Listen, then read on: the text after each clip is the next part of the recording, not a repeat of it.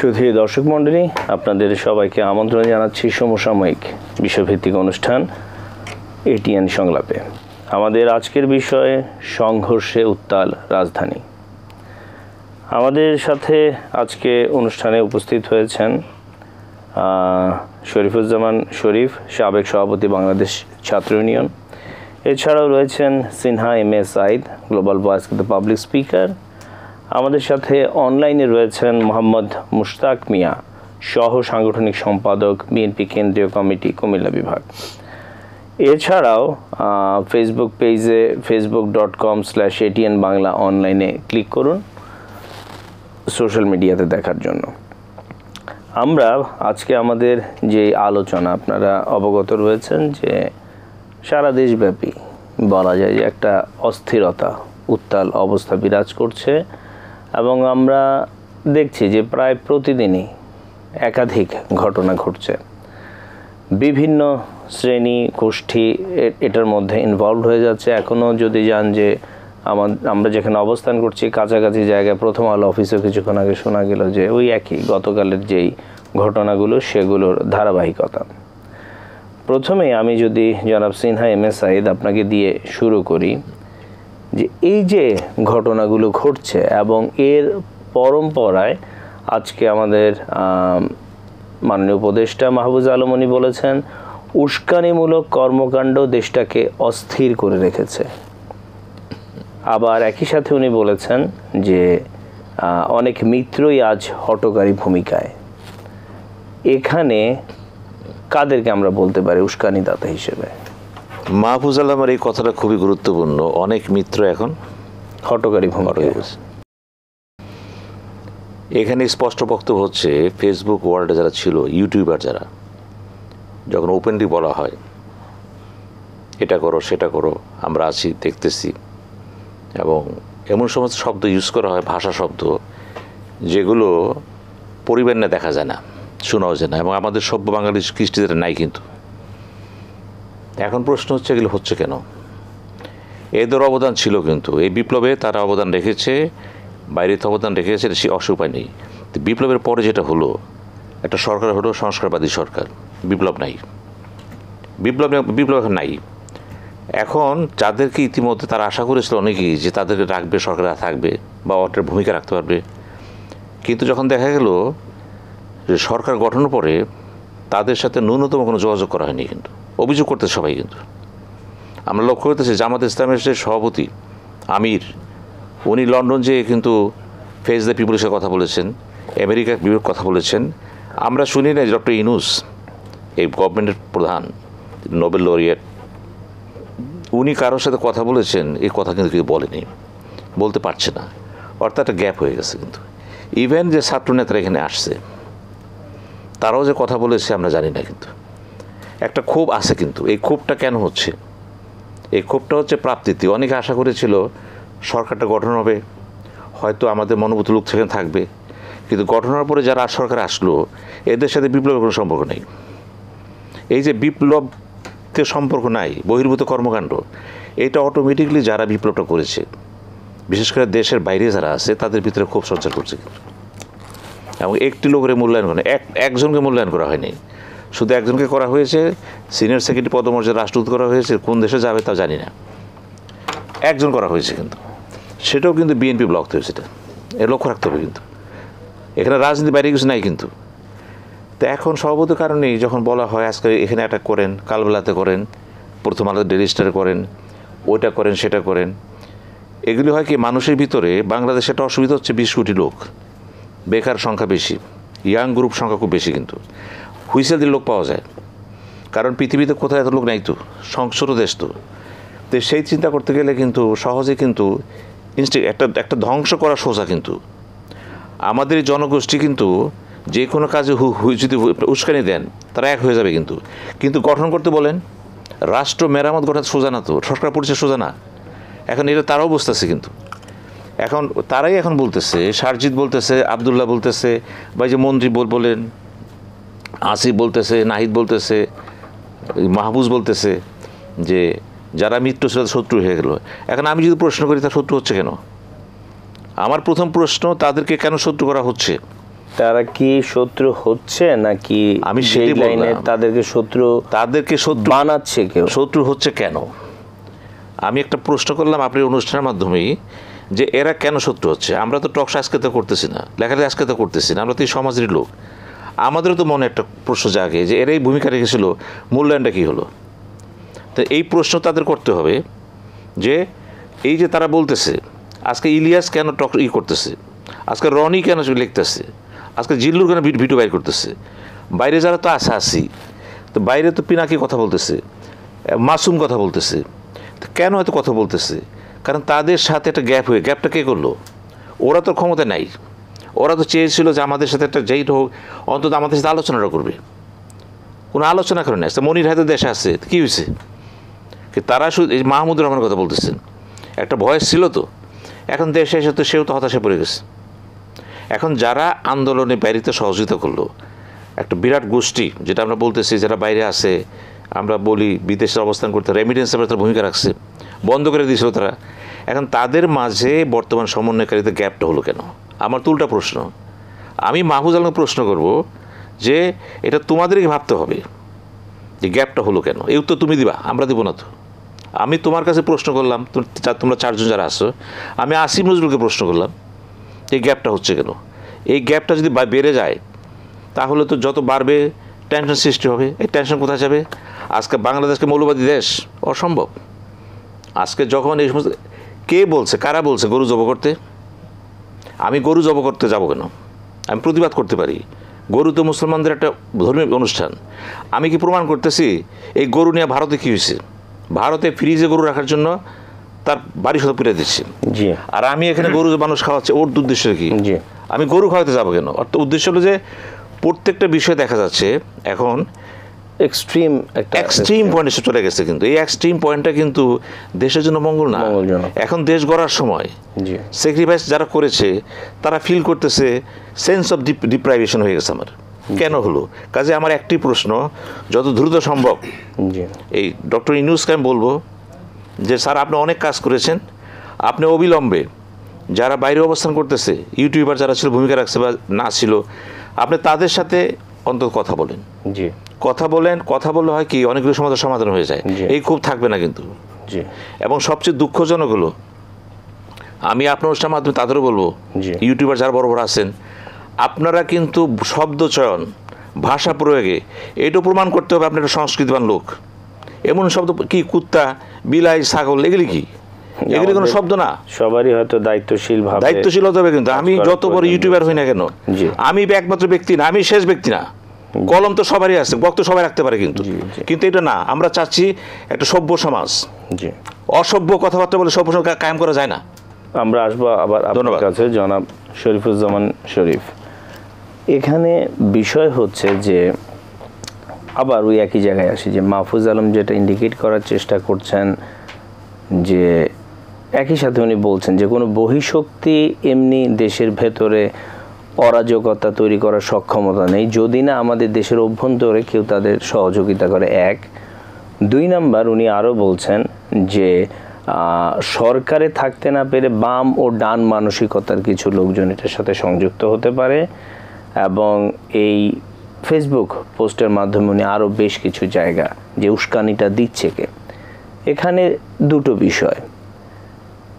এটা একটা আছে যে আপনার হোম গ্রোন বা যেটা সিচুয়েশন থেকে তৈরি হওয়া বিষয়। আবার আমাদের একই সাথে মনে হচ্ছে যে না, ঘটনাগুলো সব যে তৎক্ষণাৎ সিচুয়েশন থেকে তৈরি হচ্ছে না, behind the scene there are someone.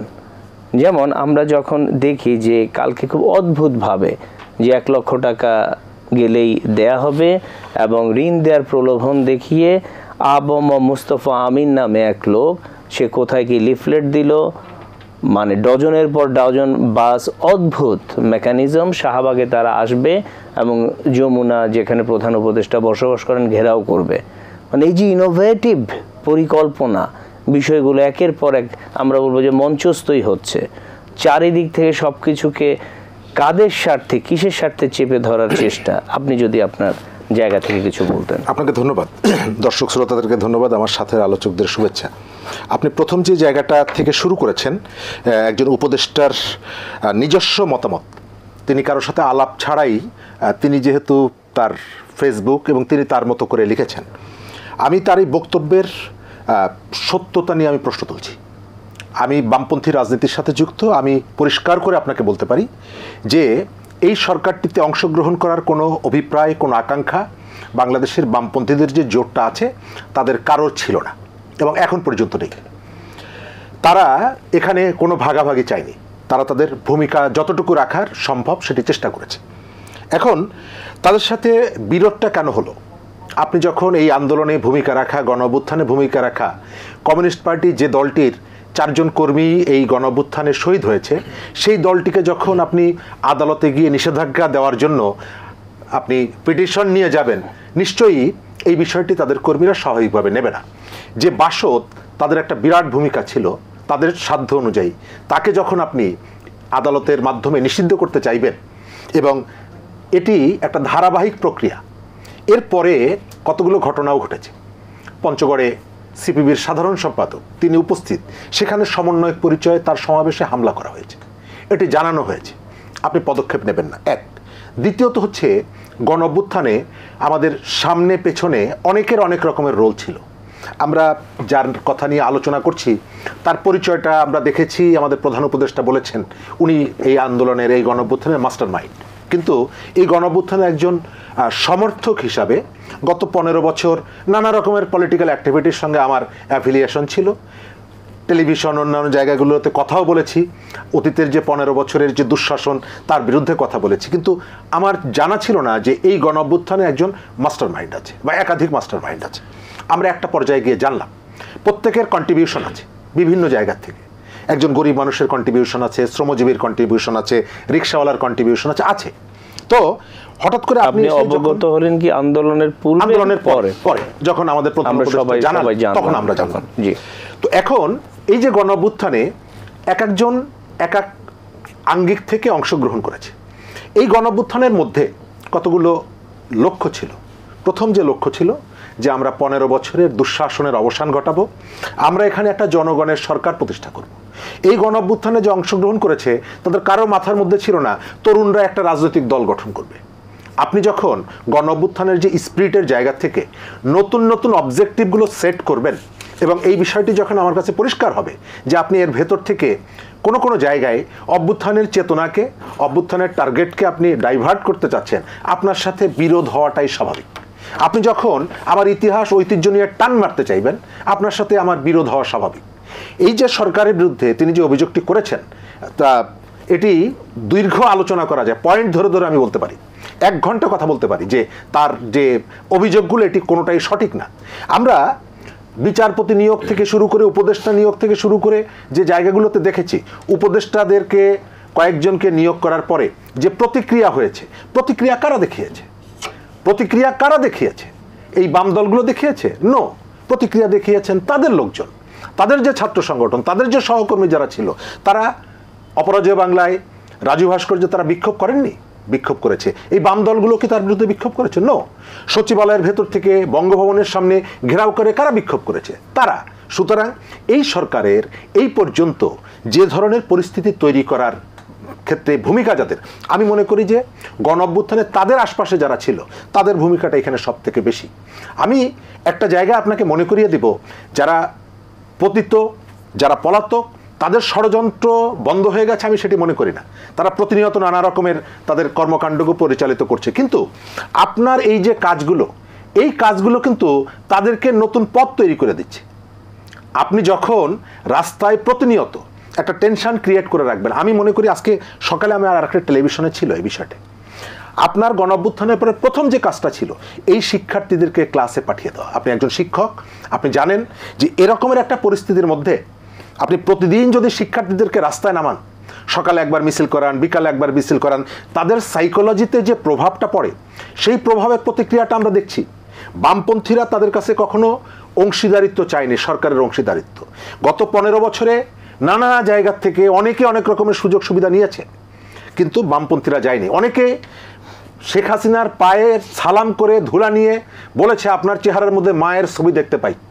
এই উপদেষ্টাদের একজন, তিনি তার ফেসবুক পেজে পোস্ট দিয়েছেন না যে শেখ হাসিনার সাথে আজকে দেখা হলো, আমার জীবনের একটা আশা পূর্ণ হলো।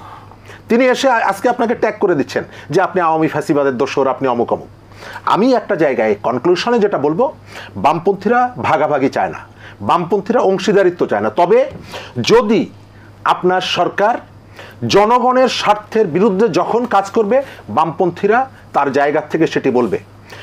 21 টাকার আলু যখন ঢাকার বাজারে 75 টাকায় বিক্রি হবে, তার বিরুদ্ধে বামপন্থীরা কথা বলবে। এবং এর ভেতর থেকে যদি আপনি যদি অস্বস্তি বোধ করেন, আমার কিচ্ছু করার নেই।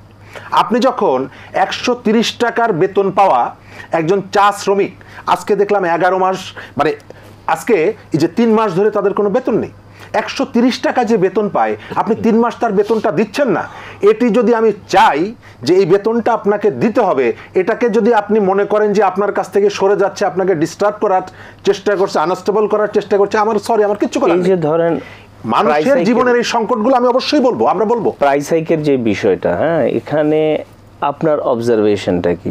মানে আমরা তো এক ধরনের দাম দেখেছি, এমন কিছু সারা পৃথিবী জুড়ে বা বাংলাদেশে ঘটেনি যার জন্য চালের চেয়েও আলুর দাম বেশি হয়ে যাচ্ছে। আবার আমরা একই সাথে দেখছি যে সোশ্যাল মিডিয়াতে ভোক্তা অধিকারের কর্মকর্তা উনি 45 টাকা কেজিতে আলু কিনে আবার এটা বলছেন যে সবাইকে এখান থেকে কিনে নিয়ে যেতে। এই যে অসাম্য বা এই যে ভারসাম্যহীনতা প্রতিটা জায়গায়, এই ব্যর্থতার দায়টা আপনি কিভাবে? দ্রব্যমূল্যর জায়গাটা যদি আপনি আমাকে বলেন, দ্রব্যমূল্যটা আপনি আপনার যে ইস্যুগুলো সেট করেছেন, আপনি যে অবজেক্টিভগুলো সেট করেছেন, পুরোটাই হচ্ছে শহরকে ফোকাস করে। আপনি সরকারের দ্রব্যমূল্য নিয়ে যে পদক্ষেপগুলো, ঢাকার দুটো করে ওয়ার্ডে একটা ট্রাকে পণ্য বিক্রি হচ্ছে। ঢাকার 2টো ওয়ার্ডের লোক সংখ্যা কত? এর যদি 1%ও সেখানে কিনতে যায়, আপনি কি এই পণ্যটা দিতে পারবেন? না। আপনি এটা দিচ্ছেন কোথায়? ঢাকা এবং চট্টগ্রামে। এর বাইরে কি মানুষ নেই? গ্রামাঞ্চলের মানুষ কি খাবে না, খায় না, বা এই পণ্যটা তার কি প্রয়োজন নেই? তাহলে আপনার এই সিদ্ধান্তটা আর্টিফিশিয়াল, ফার্স্ট। সেকেন্ড হচ্ছে, আপনি যে পদ্ধতিটা অনুসরণ করছেন এটি একটি ভুল পদ্ধতি। এই পদ্ধতিতে আপনি পণ্যটা মানুষের কাছে নিতে পারবেন না। ধরেন যে আপনার এই অফিসে আপনার অনেক সহকর্মী আছেন যাকে সকাল 8টার সময় অফিসে আসতে হয়, 10টা পর্যন্ত অফিস করতে হয়। তার পক্ষে প্রেস ক্লাবের সামনে 3 ঘন্টা লাইনে দাঁড়িয়ে থেকে 2 কেজি আলু সংগ্রহ করা সম্ভব না। আপনি যদি রেশনিং সিস্টেমে যেতেন, আপনার এই সহকর্মীটা রাত 10টায় অফিস শেষ করবে, অথবা সন্ধ্যায় যাওয়ার সময় একটা কার্ড দেখিয়ে বা কোনো একটা সিস্টেম ডেভেলপ করবেন, তিনি রেশনের দোকান থেকে জিনিসটা নিয়ে যাবেন। আপনি সেটি করছেন না। দ্বিতীয়ত হচ্ছে যে আপনি খেটে খাওয়া মানুষের সম্ভব না, এই 2 ঘন্টা লাইনে দাঁড়িয়ে 2 কেজি চাল নেয়া। আপনি আরো কতগুলো কাজ করছেন। এই যে আমরা দেখছি যে ট্যাক্স ফ্রি, আপনি শুল্ক প্রত্যাহার করছেন, লাভ হচ্ছে কার? সাধারণ মানুষের কোনো লাভ হচ্ছে না, পণ্যের দাম কিন্তু কমছে না। আপনার চোখের সামনে আপনি দেখতে পাচ্ছেন 21 টাকা 66 পয়সা দিয়ে যে আলুটা বাংলাদেশে আসছে, সেই আলুটা 75 টাকায় বিক্রি হচ্ছে। এই জায়গাটায় ভোক্তার ডিজি বলেন, অমুক বলেন, তমুক বলেন, তিনি কোথা থেকে 45 টাকায় কিনেছেন, এটি আমি যদি বিশ্বাস করেও নেই, আমি তার কাছে জিজ্ঞেস করবো 75 টাকায় যে বিক্রি করছে, আপনি সেখানে যাচ্ছেন না কেন? আপনি এটা বন্ধ করছেন না কেন? অর্থাৎ আমি দেখতে পাচ্ছি যে কতগুলো ভুল সিদ্ধান্ত, এবং মানুষের যে আকাঙ্ক্ষাটা ছিল, এই আকাঙ্ক্ষার সঙ্গে নতুন নতুন একটা ট্রেন, তার যে কতগুলো বগি, তার তো একটা নির্দিষ্ট লিমিট আছে, মানে ইঞ্জিনটা কতটুকু টানতে পারবে। এই সরকারের একটা দুর্বল জায়গা আছে। তারা তো পলিটিশিয়ান না, তারা বাইরে থেকে এসেছে, অন্য পেশায় ছিলেন। আপনি প্রতিনিয়ত তার সঙ্গে নতুন নতুন ইস্যু সেট করে দিচ্ছেন। এই যে প্রথম আলো নিয়ে কথা হচ্ছে, আপনি এটা তো শুধুমাত্র ঢাকা শহরের মধ্যে না, সারা পৃথিবীতে ছড়িয়ে যাবে এই ঘটনাগুলো, যে একটা মিডিয়ার সামনে, দেশের মানে প্রাইম মিডিয়া হোক আর ছোট মিডিয়া হোক, সেনাবাহিনীর পাহারায়, আমি আসার সময় দেখলাম সেনাবাহিনী দাঁড়িয়ে আছে। এটি তো মানে পৃথিবীর যে সমস্ত জায়গায় দাঙ্গা, গৃহযুদ্ধ, তার পরিস্থিতি এখানে আছে। আমি শেষ করবো এই জায়গাটায়, আমাদের পাশাপাশি শ্রীলঙ্কায়ও কিন্তু এই ধরনের একটা পরিস্থিতি তৈরি হয়েছিল। আজকে দেখেন, তারা গত 1 বছরের মধ্যে তাদের ইকোনমি বলেন, তাদের সোশ্যাল সেফটি বলেন, তাদের সিকিউরিটির জায়গা বলেন, তাদের ইউনিটির জায়গা বলেন, তারা কিন্তু একটা মানে এই জায়গায় আন্দোলন করছে। কিন্তু গরু জবাই করতে হবে কেন? আমি রান্নার মনে করি, এবং এই আইডিয়াগুলো কেন, কে আছে, এবং এই জায়গাটায় কতগুলো ফেজ দেখা যাচ্ছে, যে ফেজগুলোকেও আমরা কিন্তু গণঅভ্যুত্থানের সময় খুব সক্রিয়, হয়তো তাদের দেখা যায়নি। এর মধ্যে কেউ কেউ আছে যাদেরকে দেখেছি। আর প্রশ্নটা হচ্ছে ঢাকা শহরের প্রাণকেন্দ্রে সকাল থেকে এই পর্যন্ত আয়োজন, আপনি সন্ধ্যাবেলা এসে দুজনকে গ্রেপ্তার করে নিয়ে যাচ্ছেন। আমি তো মনে করি এর পেছনে সরকারের ভেতরের কারো কারো নীরব সমর্থন আছে, মৌন সমর্থন আছে। আপনি নিষিদ্ধ ছাত্রলীগ 5 জন মিছিল করলে তার ভিতর থেকে 4 জন ধরতে পারছেন।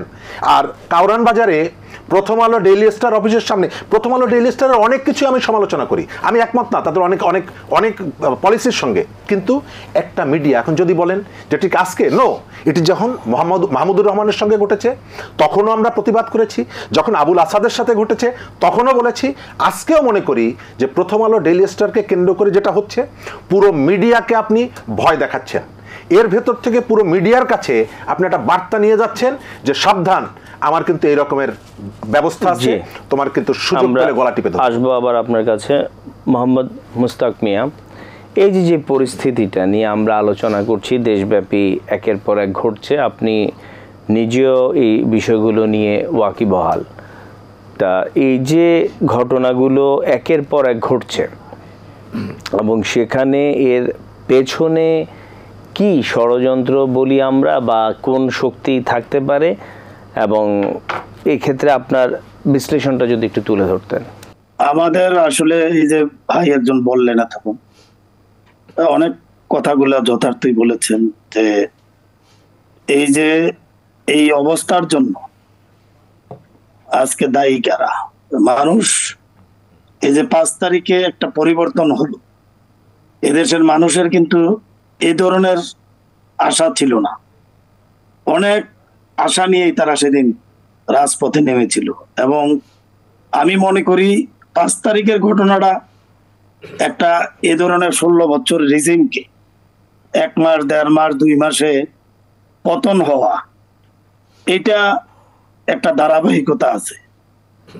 আমরা যতই অস্বীকার করার চেষ্টা করি, আপনারা জানেন প্রায় 16 বছর এটা রিজিম এদেশের ক্ষমতায় ছিল, এবং এরা হেন কোনো অত্যাচার করে নাই যে এই 16 বছরে মানুষের গুম, খুন, হত্যা, নির্যাতন, এ থেকে কোনো পর্যায়ের মানুষই রেহাই পায়নি।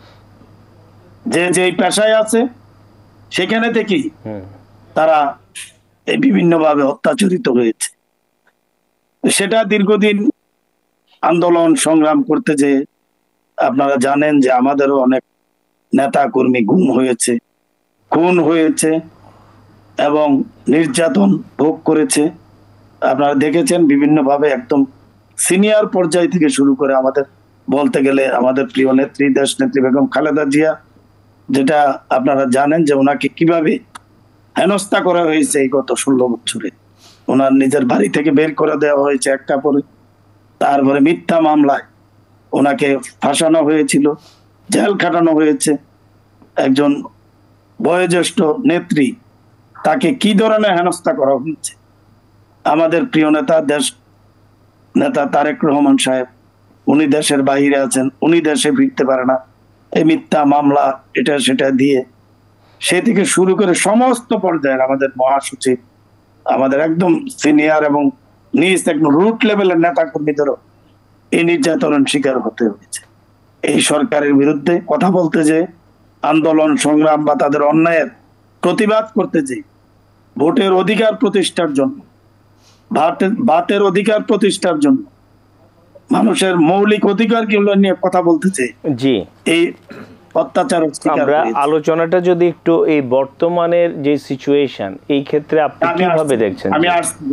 আমি আসছি আজকে এটার ধারাবাহিকতা মনে করি যে 5 তারিখের একটা গণ অভ্যুত্থান বা জন অভ্যুত্থান, ছাত্র জনতা বলেন যাই বলেন। আমি সেদিন 4-5 দিন আমি ঢাকাতে ছিলাম, আমি দেখেছি। আমরা যদি বলি যে শুধু এটা ছাত্রদেরই আন্দোলন ছিল, চূড়ান্ত আন্দোলনটা সেটাও সঠিক হবে বলে আমি মনে করি, বা কোনো একক দল করছে সেটাও আমি মনে করি। আমার দল আন্দোলন করছে, ঠিক আছে করছে, সেটা একটা ধারাবাহিকতা, চূড়ান্ত পরিণতি 5 তারিখ ছিল। এবং সেখানে শুধু ছাত্র জনতার পাশাপাশি আপনার ঘর বাড়ি থেকে কিভাবে মা বোনেরা ছোট বাচ্চা কুলে নিয়ে 4-5 তারিখে এই যে ঘটনাগুলো যে ঘটছে, আমরা যেটা বলছি যে দেশ জুড়ে, বিশেষ করে রাজধানী জুড়ে যেই উত্তাল অবস্থা, তা আপনার দলের দৃষ্টিকোণ থেকে উত্তাল অবস্থাটাকে আপনারা কিভাবে পর্যালোচনা করছেন? না, আমরা মনে করি এটা তো একটা ষড়যন্ত্র আছেই পেছনে, এটা তো অস্বীকার করার জন্য নেই, কারণ এটা রিজিম এদেশ থেকে চলে গিয়েছে 16 বছরে। এদের লুটপাট আপনারা জানেন, আপনাদের মাধ্যমে আমরা অনেক কিছু জানতে পারি, জনগণ জানতে পারে। এদের তো অজস্র কালো টাকা এদের কাছে রয়ে গেছে, হয়তো নির্দিষ্ট কিছু লোক দেশের বাইরে, কিন্তু তাদের প্রেতাত্মা বা তাদের প্রতিনিধিরা তো এদেশে গাপটি মেরে আসে। তো তারা বিভিন্নভাবে বিভিন্ন সেক্টরে তাদের বিভিন্ন ভাবে, যেটা আপনারা বিভিন্ন কল রেকর্ডের মাধ্যমে আমরা জানতে পারি বা জনগণ জানতে পারতেছে, ওইখান থেকেও বাইরে থেকেও যিনি পালিয়ে গেলেন সে বিভিন্নভাবে উস্কানিমূলক বক্তব্য দিচ্ছে, কথা বলছে, এবং একটি দেশ সেটার সাথে জড়িত সেটাও বোঝা যাচ্ছে। এখন আমরা তো সেটা মনে না করার কোনো উপায় নাই যে তারা পেছন থেকে কলকাঠি নাড়ছে এগুলার পেছন।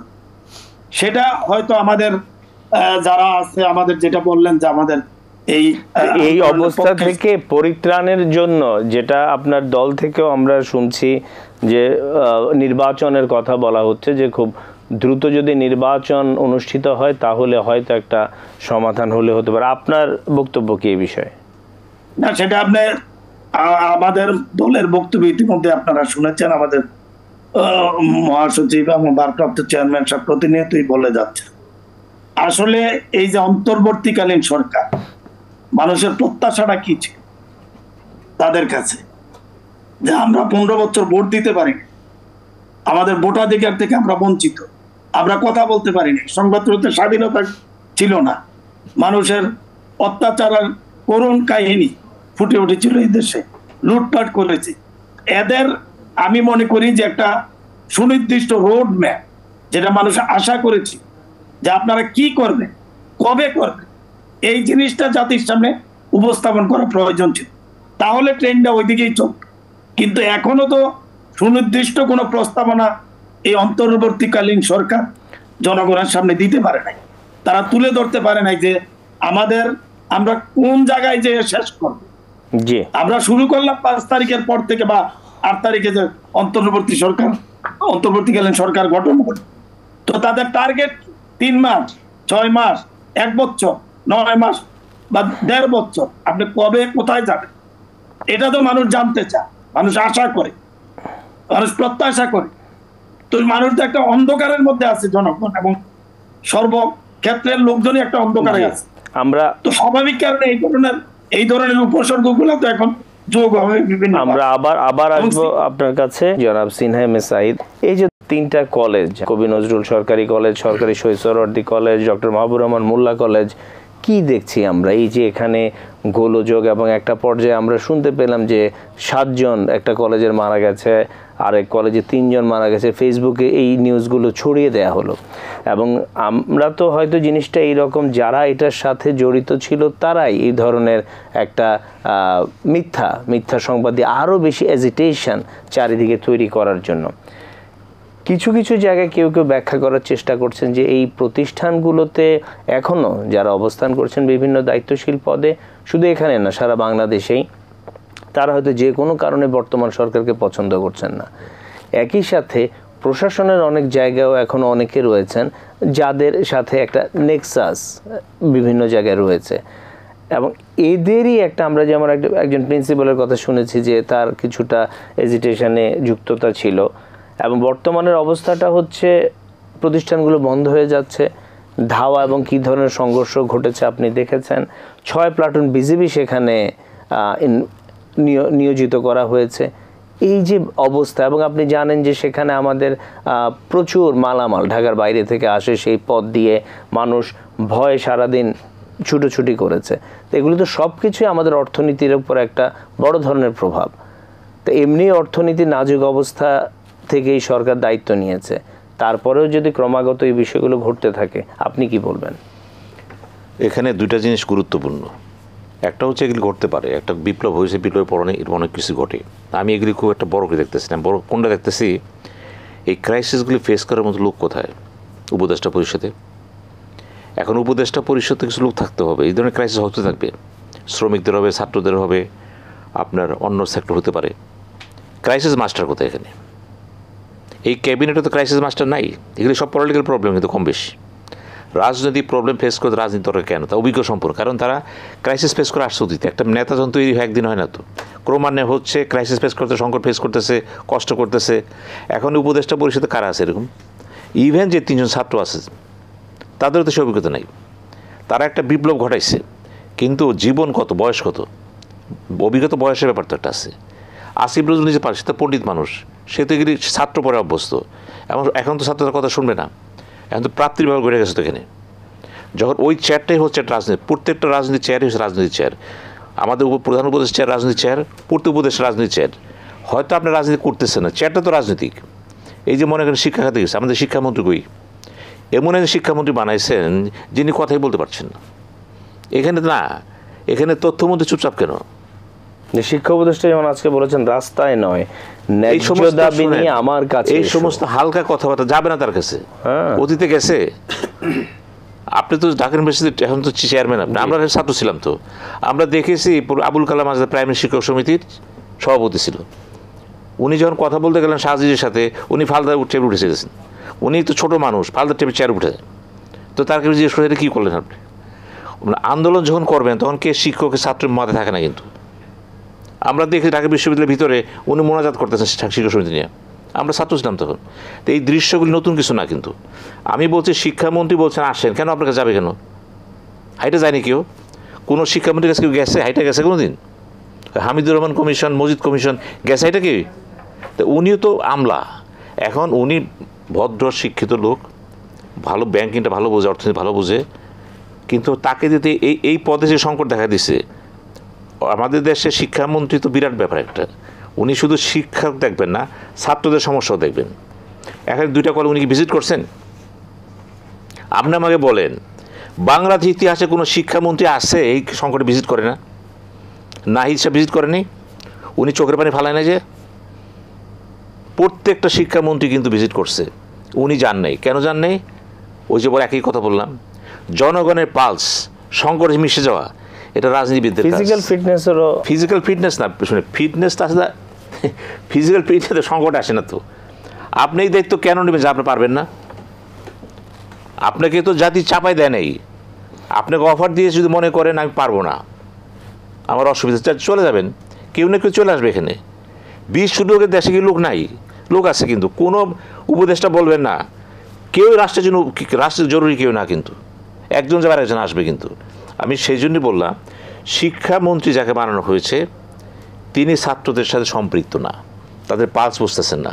এই যে 2টা কলেজ, সোহরাওয়ার্দী কলেজ আর একটা কী কলেজ দেখলাম আপনার ডক্টর মাহবুবুর রহমান মোল্লা কলেজ, কবি নজরুল সরকারি কলেজ, এই যে সংকট হচ্ছে, এই যে তারা যে পুড়ে দিল তারা সব, দেখলাম কীভাবে নষ্ট। এটা কেমনে করলো? আইন শৃঙ্খলা বাহিনী কী করছে? আপনি ধ্বংসের পরে যে কেন বলতেছেন মোনাজাত পড়েন? কঠিন হচ্ছে, কিন্তু স্বরাষ্ট্রমন্ত্রী কী জবাব দিবে? আপনি স্বরাষ্ট্রমন্ত্রী, শিক্ষামন্ত্রীকে তো উচিত ছিল সাথে ভিজিট করা। এবং আজকে আমরা দেখেছি যে ছাত্র দলের এক নেতা তিনি আবার ঢাকা বিশ্ববিদ্যালয়ের ভাইস চ্যান্সেলর সম্বন্ধেও মন্তব্য করছেন। এখন এগুলি শুনেন, আমি তো একটা কথাই বললাম আপনাকে, আমাদের কোনো একটা মন্ত্রণালয় যা উপদেষ্টা বিফিটিং না। কিন্তু আপনি চেয়ারে বসেছেন কাজ করার জন্য, ঠিক আছে, কাজ তো সবাই কম বেশি করবে। এই চেয়ারটা তো কাজ করার জন্য না, এই চেয়ারটাতে ভীষণ মিশন থাকবে। কিন্তু একটা রাষ্ট্রের ভিতরে অনেক সংকট আসবে, সংকট ফেস করতে হবে। কিন্তু এটা কি কোনোভাবে আমাদের তো একটা ইন্টেলিজেন্স রয়েছে, এটা কি কোনোভাবে? আমি তো আপনাকে একটা কথা সোজা কথা বলতেছি, গোয়েন্দা বাহিনী আছে, ডিজিটিএফএস, এনএসএ আছে, আপনার সিআইডি আছে, সবই আছে। তারা কি করবে? দায়িত্বটা তাদের না তো। খবরটা তো অ্যাটলিস্ট তারা জানে, তারা জানিয়েছে, নিঃসন্দেহে শুনেন, তারা জানিয়েছে, তারা বলেছে। কিন্তু শিক্ষামন্ত্রী সে রোল প্লে করে নেই। এই সংকটে আরও তো সংকট হতে পারে। আজকে 2টা কলেজ হয়েছে, বিভিন্ন কলেজে ইউনিভার্সিটি হতে পারে, তখন কী করবেন? কালকে জাহাঙ্গীর ইউনিভার্সিটি, কাল ঢাকা ইউনিভার্সিটি হতে পারে। তো উনি কি বলবেন আপনারা আসেন আমি কথা বলবো? এটা আমলাতান্ত্রিক কথাবার্তা নাকি?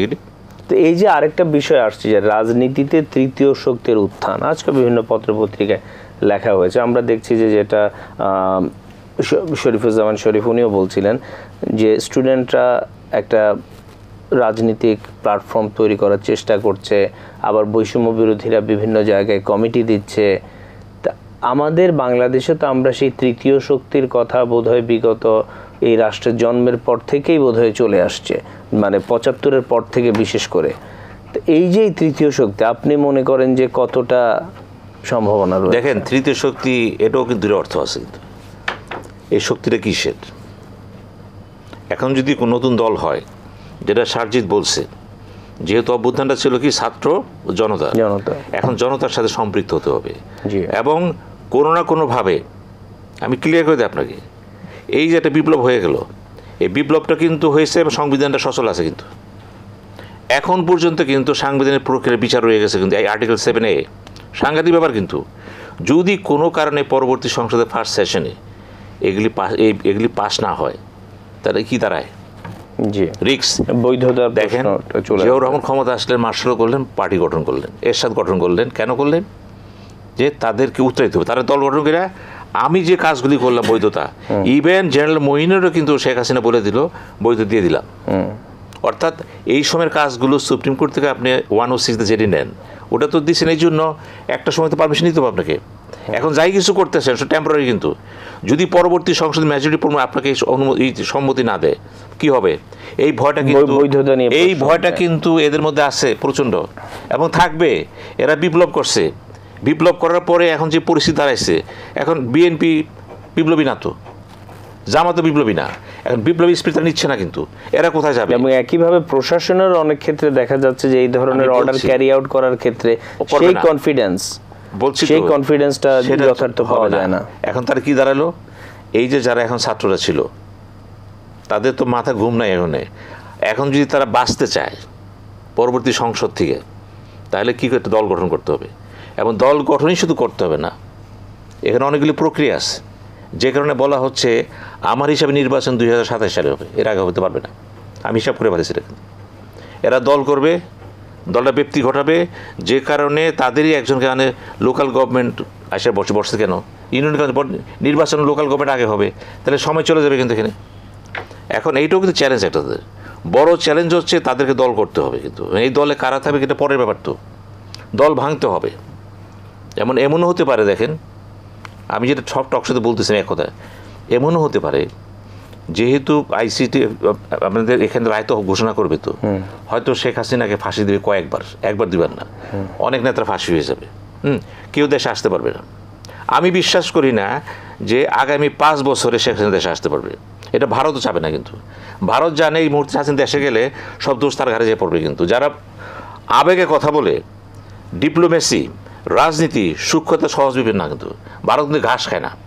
সুতরাং ধরে নেন যে শেখ হাসিনা সহজে দেশে আসতে পারতেছেন না, তাইলে আওয়ামী লীগ থাকবে, আওয়ামী লীগ ভাঙবে। শুনছি যে নেতৃত্ব কে নিবে সেই বিষয়ে আলোচনা অনেকেই বিভিন্ন ফোরামে শেখ হাসিনা যতদিন জীবিত আছে, তারেক জিয়া জীবিত আছে, খালেদা জীবিত আছে, এরশাদ জিএম জীবিত আছে, নেতৃত্বকে পাবে না। ইভেন কি এই যে বামপন্থী দল যারা আছেন, যারা এক নেতা, তারা পাবে না। এটা আমাদের দেশের ট্রেডিশন, ইতিহাস। কিন্তু মানে এইগুলি চিন্তা করতে হবে যে তার অপেক্ষা আছে। কিন্তু আমার কাছে একটা মেসেজ আছে, ইন্ডিয়া আওয়ামী লীগ ভাঙবে। যখন দেখবে আসতে পারতেছে না, তখন আওয়ামী লীগের একটা অংশ চিন্তা করবে আমরা কেন আমরা জুলুমে পড়বো কেন? এই জুলুম থেকে বাঁচার জন্য এরাও চাবে। কি বলবে তখন? এরা বলে দিছে কিন্তু ছাত্র লীগের মধ্যে 85% কিন্তু ভালো, 15% খারাপ, বলে দিছে। তাহলে আগামীতে কী বলবে? আওয়ামী লীগের ভিতরেও কিছু লোক খারাপ, অধিকাংশই ভালো। তাহলে ভালো যারা কারা? কমিশনার, মেয়র, এমপি ছিল, তো এরাও কিন্তু অপেক্ষা আছে একটা দল যাব আমরা। কিন্তু খেলা কিন্তু চলতেছে কিন্তু এখানে। আমি সেই জন্য বললাম খুব শীঘ্রই দেখবেন একটা দল আত্মপ্রকাশ করবে, এবং এটা হবে কিন্তু ডিজিটিএফে হবে না কিন্তু, বাট ইউনূস সরকারের আওতায় কিন্তু এটা হবে। তারা কিন্তু এদের আনুকূল্য পাবে। এখন আপনি বলতে পারেন, আপনার কথা আপনি বলেন কি আসা যায়, এই কথা তো রক্ষা করে কেন? আপনি যখন কোনো কিছু করবেন আপনাকে কিন্তু এই চিন্তা করতেও সমালোচনা হইতে পারে, এবং সেই দিনে বললে তৃতীয় শক্তি, এইটাই তৃতীয় শক্তি হবে সামনে। জনাব শরীফুজ্জামান শরীফ, অনেকগুলো বিষয় আমাদের আলোচনাতে চলে এসছে। যেমন এই যে ধরেন অনেক জায়গাতেই আমরা দেখছি যে সরকার বা অন্তর্বর্তী সরকার যেইভাবে বলছেন, প্রশাসনের অনেকে they are not having the confidence to carry out the orders, কারণ ওই যে জায়গাটা বৈধতার প্রশ্ন বা ইত্যাদি ইত্যাদি রয়েছে। একই সাথে আমাদের এই যে সার্বিক যে ঘটনাগুলো ঘটছে সেখানে ইন্টেলিজেন্স যে খবর পেলেও এটার বাস্তবায়নের জায়গায় বিভিন্ন ধরনের সমস্যা থাকে। একই সাথে আমরা যে জিনিসটা আবার দেখলাম যে নতুন করে এই যে ঘটনা যে এত চলমান এবং আপনাকে এত ক্লোজলি জিনিসগুলো দেখতে হবে। আপনি যদি 2 ঘন্টা নিউজ পেপারে না থাকেন বা আপনি কানেক্টেড না থাকেন, আপনি অনেক পিছিয়ে পড়বেন, এত দ্রুত ঘটনা ঘটছে। যে সম্মিলিত সনাতনী জাগরণ জোটের মুখপাত্র জনাব চিন্ময় কৃষ্ণ, ওনাকে অ্যারেস্ট করা হয়েছে। উনি চিটাগাং যাচ্ছিলেন, ঢাকা বিমানবন্দর থেকে ওনাকে অ্যারেস্ট করা হয়েছে। এবং এই যে সব কিছু আপনি জানেন যে ওনার একটা বিষয় অন্তর্ভুক্ততা বা একটা জায়গা আছে যে এই যে, এবং আমরা জানি যে হিন্দু বৌদ্ধ খ্রিস্টান পরিষদ অলরেডি এটাকে নিন্দাও জ্ঞাপন করেছে। এই সার্বিক পরিস্থিতিকে নিয়ে তৃতীয় শক্তির উত্থানকে সংযুক্ত করে আপনি পূর্ণাঙ্গ জায়গাটাকে কিভাবে দেখছেন? ধন্যবাদ। আমি এর আগের যে আলোচনাটা করেছিলাম তার সাথে একটা জিনিস একটু যুক্ত করি। এই সরকারের মধ্যে যারা দায়িত্বে আছেন, যারা স্পোকসম্যান, তাদের মধ্যে প্রচুর স্ববিরোধিতা আছে, প্রচুর স্ববিরোধিতা আছে। আপনি বলছেন এই সংবিধান আমি মানি না, সংবিধান আমি ছুঁড়ে ফেলে দিয়েছি, তারপরে সেই সংবিধান ছুঁয়েই কিন্তু আপনি শপথ নিয়েছেন। এই যে মাহফুজ আলমের কথা বলা হয়, উনি কত বড়, অনেক বড় বিপ্লবী, কিন্তু নিজের জায়গায় কিন্তু ঠিক থাকতে পারেনি। সেকেন্ড জায়গাটা হচ্ছে যে এই যে ছাত্রদের অস্থিরতার কথা বলছেন, আমি তো আপনাকে অভিযুক্ত করব, বাংলাদেশের ইতিহাসে এটি প্রথম সচিবালয়ের 15 তলা পর্যন্ত ছাত্ররা পৌঁছেছে, বিক্ষোভ করেছে, ঘেরাও করেছে, আপনি ইন্টারমিডিয়েট পরীক্ষা বাতিল করেছেন। 300 জন স্টুডেন্ট যে সারা দেশের, বাংলাদেশে কোনো একটা জায়গায় এখন 100 জন মানুষ জড়ো হয়ে একটা দাবি করছে এবং বলছে এটি সাধারণ মানুষের দাবি, সরকার সেটি মেনে নিচ্ছে। তো এই যে সুবিধাটা, উদাহরণটা আপনি তৈরি করছেন, শিক্ষা উপদেষ্টার কথা বলছেন, আমাদের খুব পরিচিত মানুষ, শ্রদ্ধার মানুষ, কিন্তু আমি যেটা দেখতে পাচ্ছি শিক্ষাক্ষেত্রে উনি ন্যূনতম কোনো ভূমিকা রাখতে পারছেন না। গত 3 মাসে 3.5 মাসে যত ধরনের নৈরাজ্যিক অবস্থা তৈরি হয়েছে, একটা মানুষ, একজন শিক্ষক, তিনি একটা রাজনীতির সাথে যুক্ত থাকতে পারেন, তিনি দলের দায়িত্বেও থাকতে পারেন, কিন্তু তাকে সরিয়ে দেওয়ার একটা প্রসিডিউর আছে। আপনি মব ক্রিয়েট করে যেটি হচ্ছে আমাদের জায়গায়, এটা মানে ক্রমশই আমাদের একটা খারাপ যে উদাহরণ, সংস্কৃতির সাথে আমাদের যে গুরুমুখী ভাব যায় না আমাদের সংস্কৃতি। আপনার একজন শিক্ষার্থী, সে ক্লাস 7-8 একজন শিক্ষার্থী একজন শিক্ষকের কলার ধরছে, এটিকে আপনি মানুষের পুঞ্জীভূত ক্ষোভের বহিঃপ্রকাশ, এটা আমি কোনোভাবে, এবং একজন আত্মহত্যা করেছে। আমি যেটা দেখি এটা হচ্ছে যে আমাদের যে অধঃপতনটা হচ্ছে, আমাদের সোসাইটির মধ্যে যে ডিভিশনটা হচ্ছে, এই ডিভিশনটার থেকে জাতিকে একতাবদ্ধ করার দায়িত্ব হচ্ছে যারা সামনে থাকেন, কিন্তু যারা সামনে আছেন তারা সেই দায়িত্বটা পালন করছেন নো। এই যে সরকারের স্ববিরোধিতার জায়গাগুলো আমি বলছি, এই সমালোচনাগুলো করছে এই কারণে যে আমরা চাই যে তারা যাতে ব্যর্থ না হন। আমরা যে অবস্থা থেকে বেরিয়ে এসেছি আমরা সেখানে আবার ফেরত যেতে চাই না, সেই কারণে প্রত্যাশার জায়গা থেকে আপনি হঠাৎ করে ঘোষণা দিলেন আমাদের যুব উপদেষ্টা যে আমরা এখানে 86,000 লোককে গত 3 মাসে নিয়োগ দিয়েছি। আচ্ছা, এই যে গণ অভ্যুত্থানটা হলো সেটা তো বৈষম্যের বিরুদ্ধে, চাকরির ক্ষেত্রে বৈষম্য। আপনি 86,000 মানুষকে নিয়োগ দিলেন কোনো সার্কুলার ছাড়া, কোনো ঘোষণা ছাড়া, কোনো ইন্টারভিউ ছাড়া, আর কেউ জানলো না। তাহলে কারা তারা?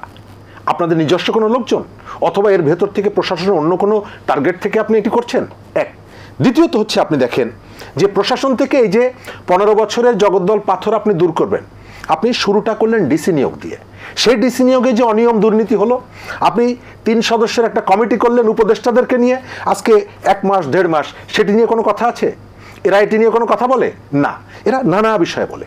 কিংস পার্টির যেটি বলছেন, হ্যাঁ আমি সেটি দেখতে পাচ্ছি যে বাংলাদেশের একটা কিংস পার্টি গড়ে তোলার একটা প্রবণতা আছে।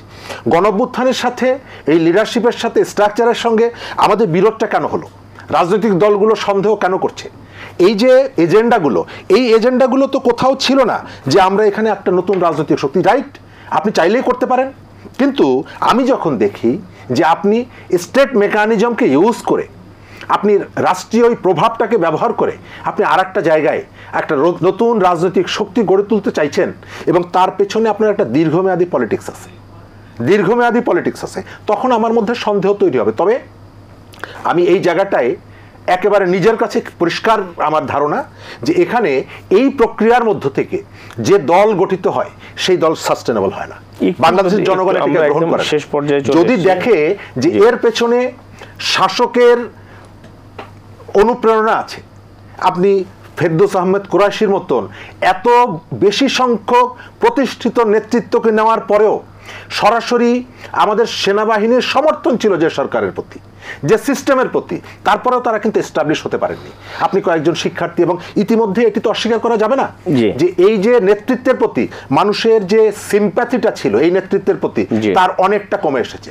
যে সমর্থন ছিল অনেকটা কমে এসেছে তাদের খাসলতের কারণে, তাদের আচার আচরণের কারণে। আমি সবার কথা বলছি না, একটা অংশের। সুতরাং এই জায়গাটায় রাষ্ট্রের প্রণোদনায় আপনি যদি নতুন একটা ফোর্স ক্রিয়েট করতে চান সেটি পারবেন না। রাজনৈতিক দল ভাঙা গড়ার জায়গায় এটি খুবই খারাপ একটা উদাহরণ। এবং তবে ইতিহাসের পুনরাবৃত্তি হয় আমাদের এখানে। আপনার মনে আছে কিছুদিন আগ পর্যন্ত আওয়ামী লীগ বিএনপিকে ভাঙার জন্য কোথা থেকে এক নাসিমকে ধরে নিয়ে এসেছিল। আজকে সেই ঘটনা আওয়ামী লীগের ক্ষেত্রে পুনরাবৃত্তি হচ্ছে। ইতিহাস থেকে শিক্ষা গ্রহণ করা, এই কাজটি করাটা খুবই ন্যাক্কারজনক, এবং বাংলাদেশের মানুষ কিন্তু এটাকে গ্রহণ করে না। আমি শেষ করে দিব এই জায়গাটায় যে এই গণঅভ্যুত্থানে আমাদের বিপুল ত্যাগ আছে, এই গণঅভ্যুত্থানে আমাদের অশেষ ত্যাগ আছে, এবং যে মানুষগুলো মারা গেছে তারা কেউ উপদেষ্টাদের আত্মীয় স্বজন না, তাদের সন্তান না, বাংলাদেশের ভিআইপি বড় লোক তাদের সন্তান না, গরিব মানুষের সন্তান। সুতরাং তাদের রক্তের মধ্য দিয়ে যে পরিবর্তনটা সেটিকে অর্থবহ করতে হবে, সেটিকে ডাইভার্ট করা যাবে। এই আন্দোলনে অবশ্য আমরা গরিব ধনী সবাইকেই দেখেছি, মানে প্রাইভেট ইউনিভার্সিটির যে অংশগ্রহণ যেটা ভেরি ইউনিক। জি জনাব মোহাম্মদ মুশতাক মিয়া, এই যে সার্বিক পরিস্থিতি, এবং আপনি তো ঢাকার বাইরে, রাজধানীর বাইরে একটা জেলা শহরে রয়েছেন, সেখানকার পরিস্থিতি কি রকম দেখছেন?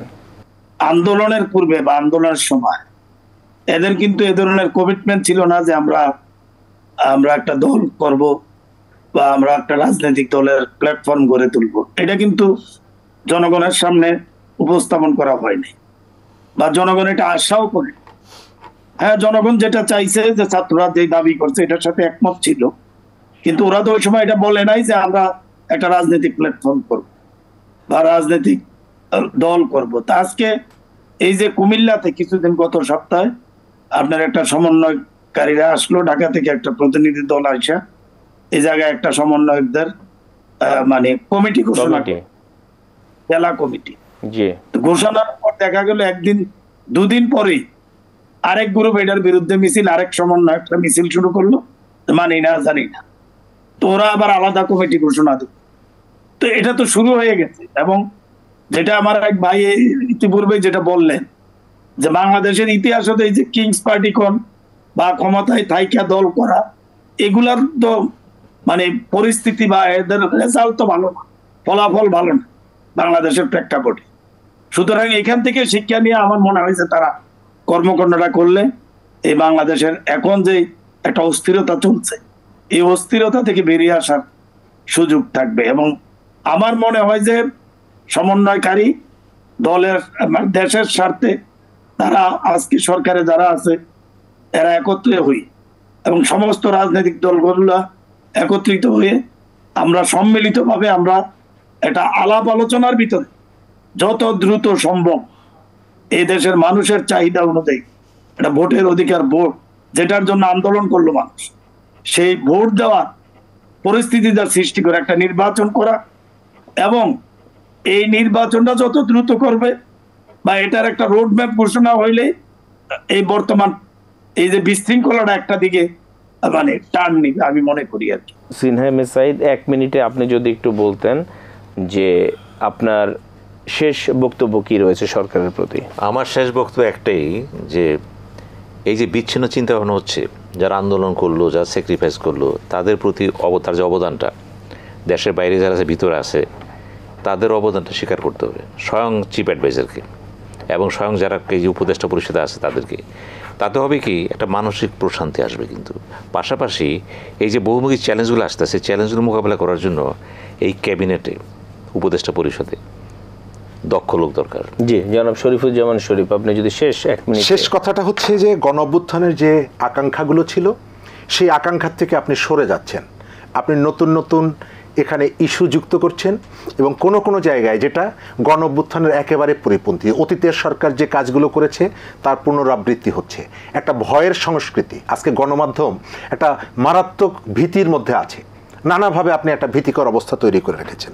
সাধারণ মানুষের ইস্যুগুলোকে ডাইভার্ট করে মধ্যবিত্তের ইস্যুগুলোকে যদি আপনি টার্গেট করেন, অ্যাড্রেস করেন, তাহলে আপনি যতই পরিবর্তনটা করতে চান সেই পরিবর্তনটা হবে না। এই সরকারকে যাদের সহযোগিতা করার কথা ছিল, তাদের মিত্র যারা, সরকারের উচিত হচ্ছে তাদের সাথে নিয়মিত ডায়লগগুলো করা। তাদের মধ্যে যে ভুল বোঝাবুঝিগুলো হচ্ছে, যে দূরত্ব তৈরি হচ্ছে, এই দূরত্ব দূর করার একমাত্র মাধ্যম হচ্ছে নিয়মিত একটা সংযোগের মধ্যে থাকা ডায়লগ ওপেন করা। জি, ধন্যবাদ আপনাদের সবাইকে। আমরা জানি যে প্রতিদিন এই ধরনের ঘটনা বিশেষ করে রাজধানী জুড়ে এবং সারা দেশ জুড়ে কোথাও না কোথাও ঘটছে। উপদেষ্টা পরিষদে যারা রয়েছেন তারা তাদের জায়গা থেকে যথেষ্ট চেষ্টা করছেন, কিছু সীমাবদ্ধতা অবশ্যই রয়েছে। আমরা আশা করব যে এখানে আলোচনায় যে জায়গাগুলো এসছে, যে সমন্বয়ের মাধ্যমে অন্যান্য রাজনৈতিক যে দল রয়েছে তাদের সাথে আলাপ আলোচনা করা, শিক্ষার্থী যে প্রতিনিধি রয়েছে বিভিন্ন, আমরা দেখেছি যে এই আন্দোলনের সময় কত চমৎকার অর্কেস্ট্রেটেড তারা সবাই সাথে সমন্বয় করে সারা দেশব্যাপী আন্দোলন গড়ে তুলেছিল। এখনও তাদের সেই যোগাযোগগুলো রয়েছে। তো সেখানে সেই খোঁজ খবরগুলো নিয়ে কোনো প্রতিষ্ঠানেই যাতে এই ধরনের অরাজকতা না হয়, পত্রিকা কেন্দ্রিক বলি বা এই যে আবম্ম মুস্তফা আমিনদের যে উদ্যোগগুলো রয়েছে এগুলো যাতে খুব শক্ত হস্তে দমন করা যায়। অনেক আশা আকাঙ্ক্ষা নিয়ে এই সরকার গঠিত হয়েছে। আমরা চাইব যে এই আশা আকাঙ্ক্ষার যাতে সফল বাস্তবায়ন হয়, না হলে মানুষের যেই চাহিদা বা তাদের যেই স্বপ্ন সেটা আসলে পূরণ করা সম্ভব হবে না এবং আমাদের রাষ্ট্রের জন্য যা কোনোভাবেই খুব মঙ্গলজনক নয়। ধন্যবাদ।